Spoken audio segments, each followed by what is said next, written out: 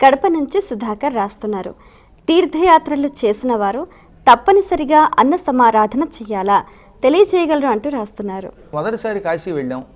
ఆ కాశీలో అన్నపూర్ణ అనుగ్రహం వల్ల ఇంత ప్రసాదం తిన్నాం కనుక ఆ అన్నపూర్ణాదేవికి కృతజ్ఞతా సూచకంగా ఇంటికి రాగానే కాలభైరవ సంతర్పణ అని ఒకటి చేయమన్నారు. అది కూడా అన్నపూర్ణకు కృతజ్ఞతగా చేసేది మళ్ళీ కాలభైరవ సంతర్పణ. కాలభైరవుడు శివుడికి మారు రూపం కనుక అప్పుడేం చేయాలి, కొంతమందికి భోజనం పెట్టుకుని కుక్కని పూజించి గారెలను దండగా గుచ్చి ఈ గారెల దండ కుక్కల మెడలో వేస్తే అది చక్కగా నాక్కుంటూ పోతుంది. దాని వెనకాతలు కొన్ని కుక్కలు పడతాయి, ఇవి అవి పీక్కు తింటాయి. దాని ద్వారా కాలభైరవుడు సంతోషిస్తాడు.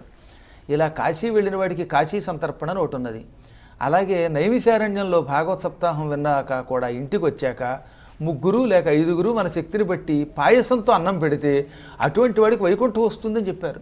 కాబట్టి తీర్థయాత్రకి వెళ్ళొచ్చిన తర్వాత ఇలాంటి అన్న సమారాధనల వల్ల అధిక ఫలితం పొందుతాం. కొన్ని దోషాలు తొలగుతాయి. చెయ్యకపోతే పాపం రాదు. చేస్తే పుణ్యం తప్ప చేయకపోతే పాపం రాదు. అందువల్ల అది మాత్రం దృష్టిలో పెట్టుకోండి. చెయ్యకపోతే తీర్థయాత్రలకి వెళ్ళకూడదేమో. తీర్థయాత్రకి వెళ్ళొచ్చాక తీరా సమర్పణ చేయలేకపోతే, అన్నదానం చేయకపోతే మనకి పాపం వస్తుందిట అని బెంగ పెట్టుకోకండి.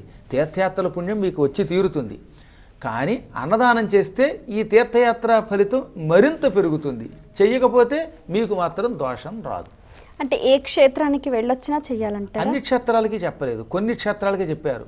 నైమిషారణ్యము, కాశీలో చక్రతీర్థం చూసి వచ్చినటువంటి వాడు, 12 జ్యోతిర్లింగాలని చూసి వచ్చినటువంటి వాళ్ళు, శ్రీశైలంలో ఇష్టకామేశ్వరి దగ్గరికి వెళ్ళిన వాళ్ళు, కొల్హాపురం మహాలక్ష్మి చూసిన వాళ్ళు, ఇటువంటి వాళ్ళు ఇంటికి వచ్చిన తర్వాత ఎంతో కొంత తన శక్తిని బట్టి అన్నదానం చేస్తే వాడికి ఆ పుణ్యం 1000 రెట్లు పెరుగుతుంది.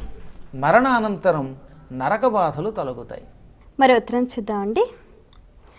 పద్మిని హైదరాబాద్ నుంచి